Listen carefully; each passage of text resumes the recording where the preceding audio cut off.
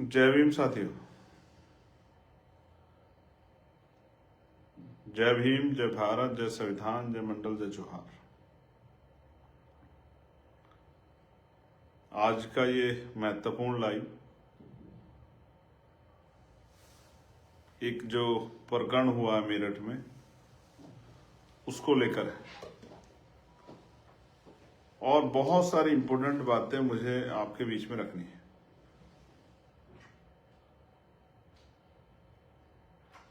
वो बातें इस पूरी घटना से जुड़ी हुई हैं और कुछ ऐसे खुलासे भी हैं जो शायद आपको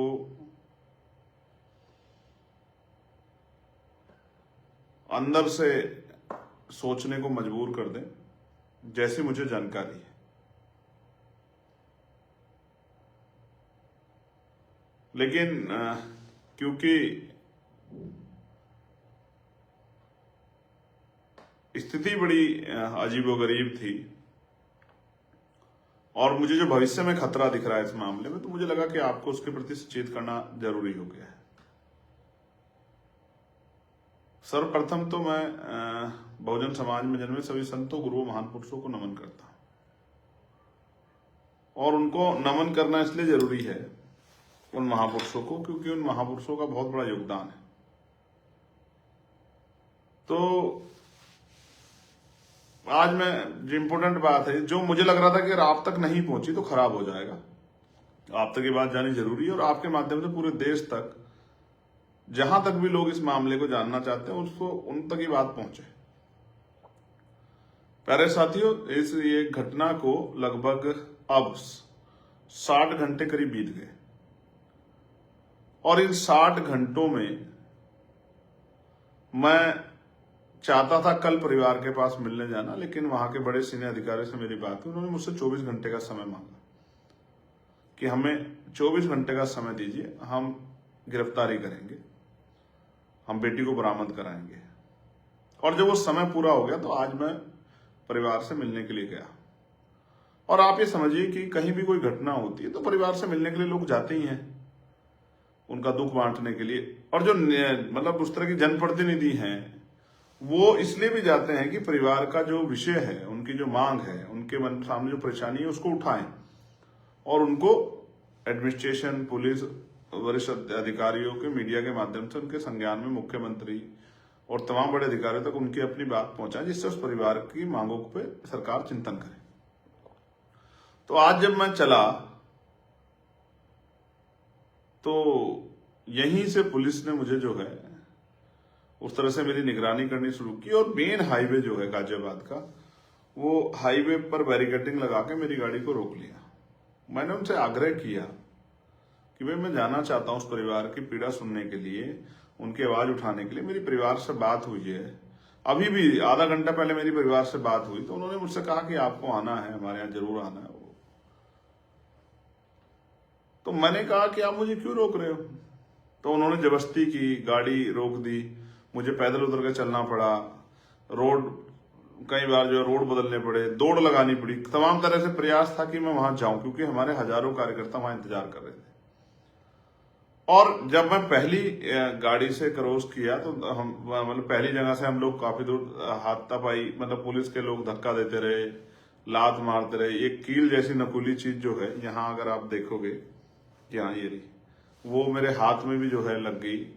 मैंने ऐतराज भी किया कि पुलिस को अपना रोकना है, ठीक है, उसका एक तरीका है, लेकिन रोकने के साथ इस तरह की बदतमीजी नहीं करनी चाहिए। लेकिन हमारे साथियों ने हिम्मत बढ़ा के जो है और पहले पड़ाव को हम लोगों ने पार कर दिया। जैसे आगे निकले तो दूसरी जगह बैरिकेडिंग कर रखा है। वहां से मैं फिर दूसरी तरफ गया, फिर मैंने एक आगे जाके मोटरसाइकिल ली, मोटरसाइकिल से मैं और मेरे साथ जो सुरक्षाकर्मी थे, हम लोग ऊपर हाईवे पे चढ़े। एक ट्रक से हम लोग जो है, हमने 1 किलोमीटर करीब सफर तय किया और हमने फिर अपनी गाड़ी जो हमारे साथियों की थी उनमें गाड़ी रुकवा के बैठने को, तब फिर पुलिस सामने आ गई और इस तरह जैसे फिल्मों में होता कि गाड़ी बिल्कुल सामने लगा दी। चाहे हमें चोट लग जाए, चाहे हमारी गाड़ी को नुकसान हो जाए, चाहे उनको खुद नुकसान हो जाए, समझ नहीं आ रहा था कि ऐसा क्या हो गया। फिर मैं उसके बाद वहां से भी क्रॉस करके हम भागे वहां से, फिर एक गाड़ी अगली पकड़ी, फिर आगे गए तो आगे देखा फिर बैरिकेडिंग लगा कर फिर मैं नीचे चला गया। फिर मैं एक गांव में के जाने वाले 3 लड़के थे, गांव के में घूम रहे थे, मैंने उनसे मोटरसाइकिल ली, मैंने उनसे आग्रह किया कि भाई मेरी मदद करो, मुझे वहां जाना है। उनके जरिए मैं 4, 5, 6 गांव में होता हुआ किसी तरह से मेरे टोल पे पहुंचा जहां हमारे साथी मेरा इंतजार कर रहे थे। फिर मेरी वहां अधिकारियों से वार्ता हुई, कई सारी चीजें हुई, 2 बार वार्ता हुई। मेरी एक ही डिमांड थी कि मैं परिवार से मिलना चाहता हूं, मेरी कोई जिद नहीं है कि मैं उस गांव में जाऊं कपसाड़ में, आप मुझे यही लाके मिला दो। और पुलिस इस बात पे अड़ी हुई थी कि भाई आप गाजियाबाद वापस चले जाओ, हम गाजियाबाद और दिल्ली या दिल्ली मिलने की व्यवस्था करा देंगे, जब हमारी टीम वहां विरोध कर रही थी। और मैं उनसे आग्रह कर रहा था कि भाई मैं यहाँ आया हूं तो मुझे यहीं मिलने नहीं दीजिए, परिवार को लाकर मिलवा दीजिए, मैं उनकी पीड़ा को सुन लूं, उनके हाल को जान लूं, उनकी जो परेशानियां हैं, उनके जो इस समय के जो महसूस कर रहे हैं, और मीडिया के सामने रख दूं, अपने लोगों के सामने रख दूं, सब लोगों तक ये बात चल जाएगी। आज मेरे लाइव में 6000 से ज्यादा लोग जुड़ के इस बात को देख रहे हैं, तो इसका मतलब सुबह से ये चीज लोगों के संज्ञान में है कि चंद्रशेखर वहां जाके उस परिवार की आवाज बनेंगे। अब मैं जो इंपोर्टेंट बातें आपको बता रहा हूं, फिर वहां मुझे वरिष्ठ अधिकारियों ने बताया कि बेटा और बेटी बरामद हो गए हैं और आपकी जो मेहनत थी वो सफल होगी, पुलिस को सफलता हासिल होगी है, ये बात उन्होंने मुझसे कही। लेकिन बात सिर्फ यहीं तक नहीं खत्म हो रही है, वो परिवार किस हाल में है, ऐसा क्या है कि जो फोर्स लगानी चाहिए थी अपराधियों को रोकने में, वो फोर्स मुझे रोकने के लिए लगाई गई।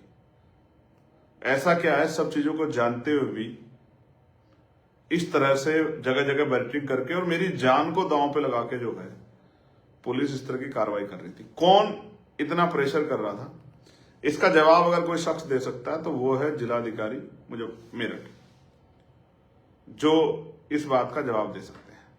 उनको इस बात का पुख्ता पता कि किसके इशारे पे मुझे रोका जा रहा था। अब मैं वहां जाके करता क्या, किसी के यहां दुख होता है, लोग जाते हैं, तमाम पार्टियों के लोग गए हैं, हम लोग जाते हैं, उनकी पीड़ा सुनते हैं, मीडिया के सामने रखते हैं। जैसा हमने कहा था कि अगर हमारी मांग पूरी तो धरना देंगे, तो ये सरकार को धरने से डर क्या है, इसका जवाब भी सरकार ही बेटर तरीके से दे सकती है।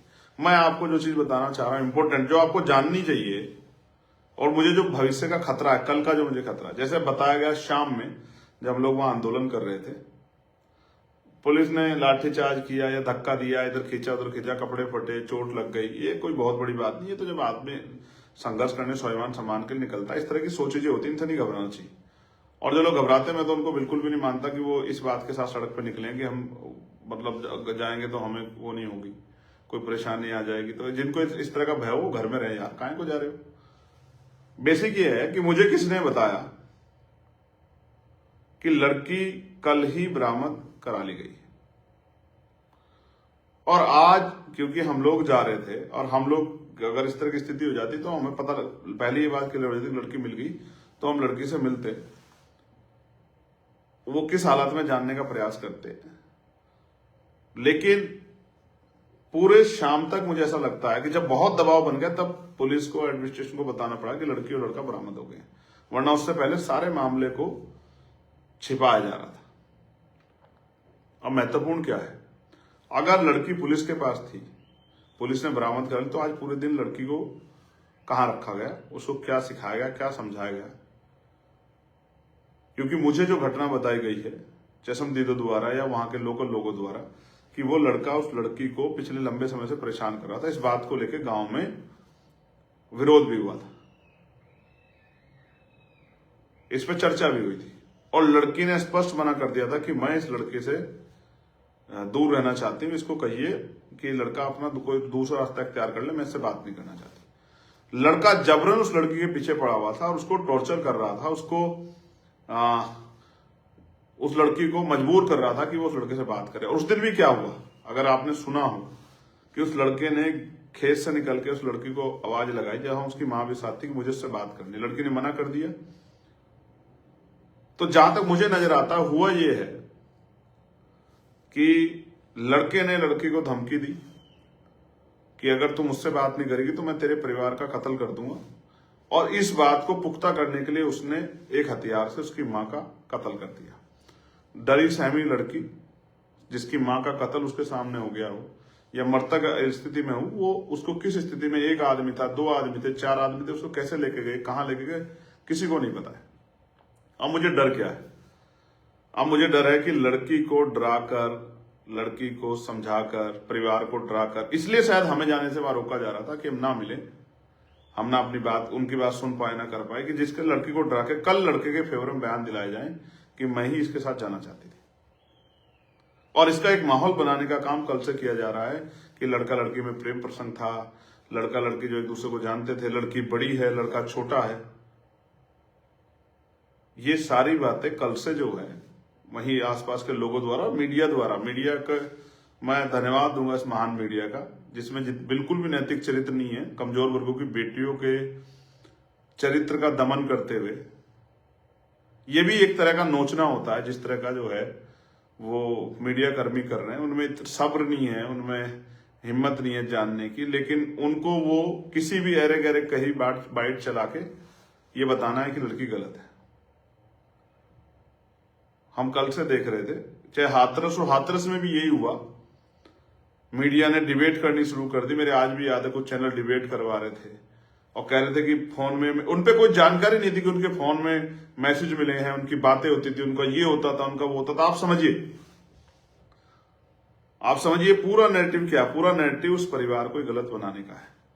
और ऐसा क्या है उस गांव में जहां कल सब लोग चले गए थे कि वहां एडवोकेट चंद्रशेखर आजाद, जो दलितों का ही, क्योंकि दलित सीट से जो है, रिजर्व सीट से, मतलब रिजर्व सीटों का से चुना हुआ व्यक्ति जो उन्हीं के प्रतिनिधि के रूप में उनका नेतृत्व करता है, उसको गांव में ना जाने दिया जाए, ये किसकी नाक का सवाल बना हुआ था।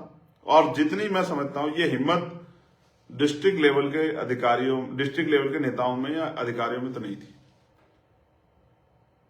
जहां Ghaziabad police, Saharanpur police, Meerut police, Hapur police, तमाम एक इस तरह का मतलब संगठित जो है एक वो चला रहे थे, मूवमेंट चला रहे थे कि चंद्रशेखर वहां नहीं पहुंच जाए।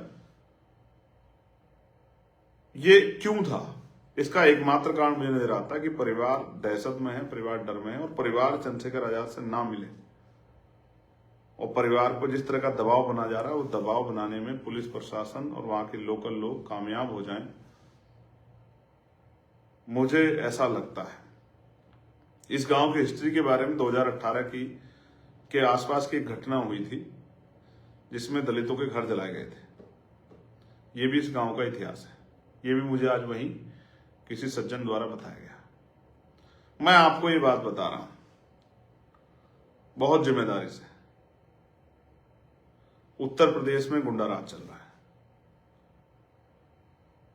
और खुद सरकार से जुड़े हुए लोग किसी भी कीमत पे अपराधियों को अपराध करने से रोकने में कामयाब नहीं हो पा रहे। लेकिन जो कोई आवाज उठाना चाहता है उनको रोकने का और उनको जो है तमाम तरह की मुसीबतों में डालने का काम सरकार के इशारे पे पुलिस और एडमिनिस्ट्रेशन कर रहा है। मैं पुलिस के भाइयों का धन्यवाद दूंगा। वो कितना ही हमसे लड़ लें, कितना ही वो हमें कोहनी मार ले, कितना ही जो है वो जूते चला लें, कितना ही जो है और तमाम तरह के प्रयास कर ले, और ये कीले वीले, हम गोलियों से नहीं डरते, इनसे क्या डरेंगे, तो ये सारे प्रयास कर ले। मैं जानता हूँ कर्मचारी है उनका, वो मेरे खिलाफ नहीं है, वो किसी के खिलाफ नहीं है, वो तो ड्यूटी कर रहे हैं जिनको ड्यूटी दी गई। वरना बताइए गाजियाबाद पुलिस मुझे काहे को रोकेगी?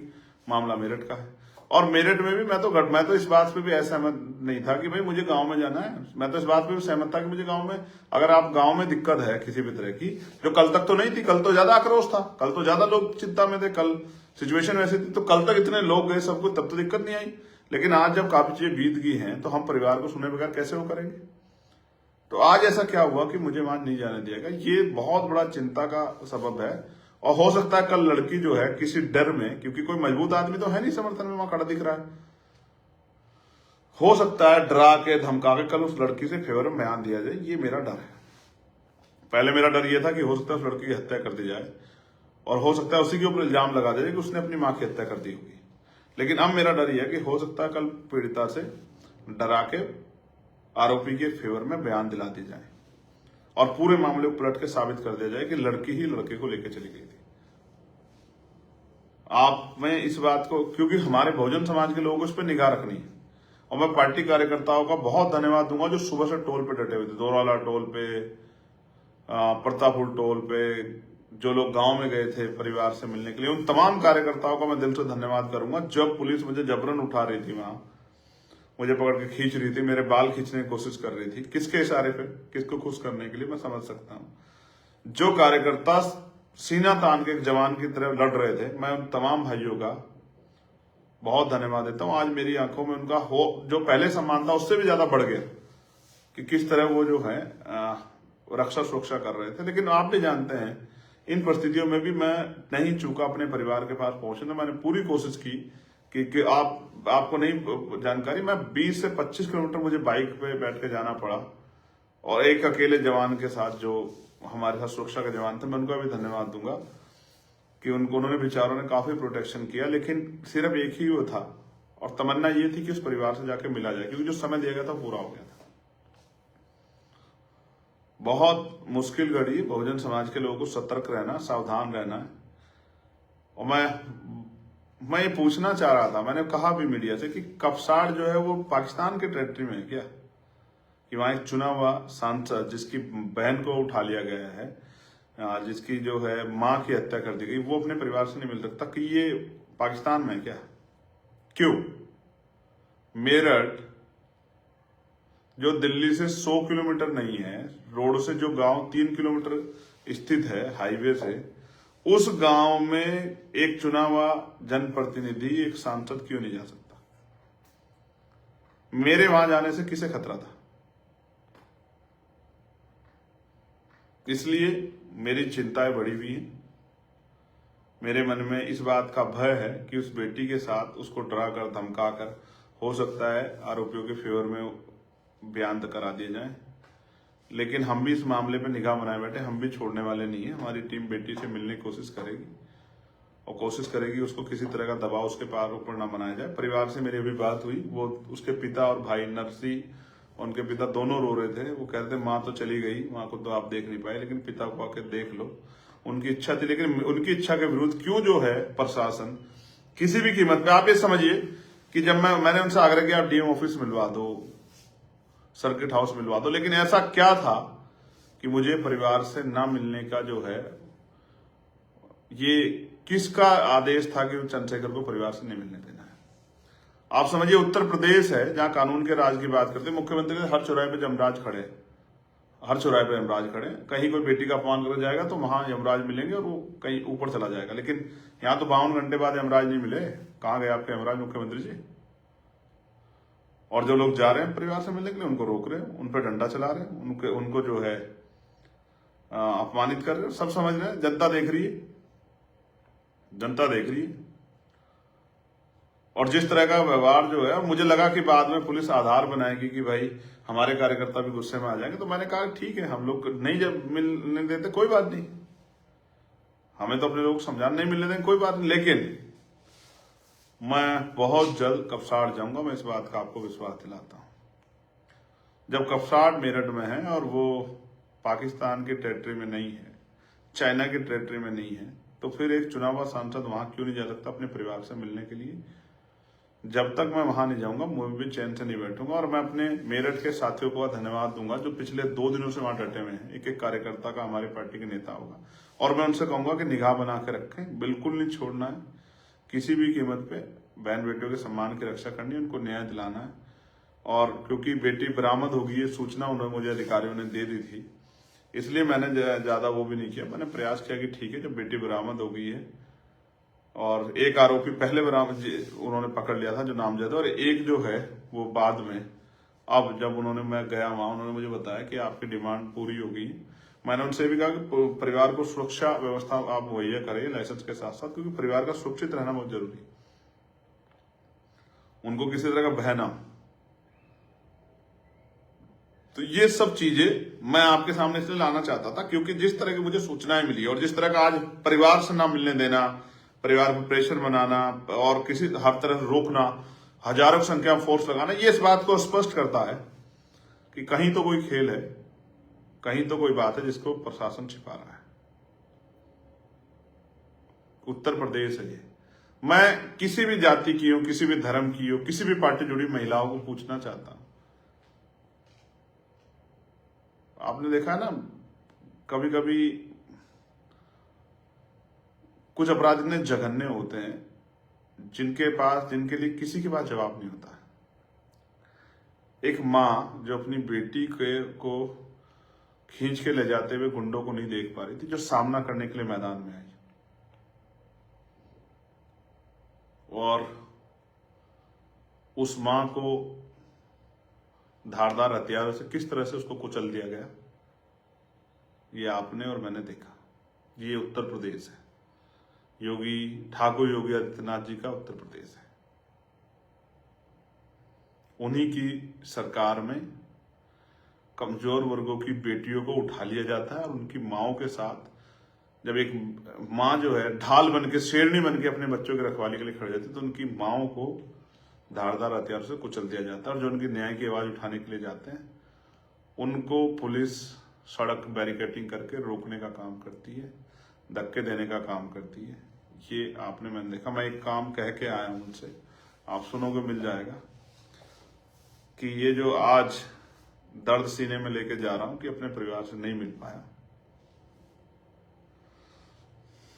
इस दर्द से रोऊंगा नहीं, आंख में आंसू लाऊंगा, घबराऊंगा नहीं, पीछे नहीं बैठूंगा, आगे बढ़ूंगा।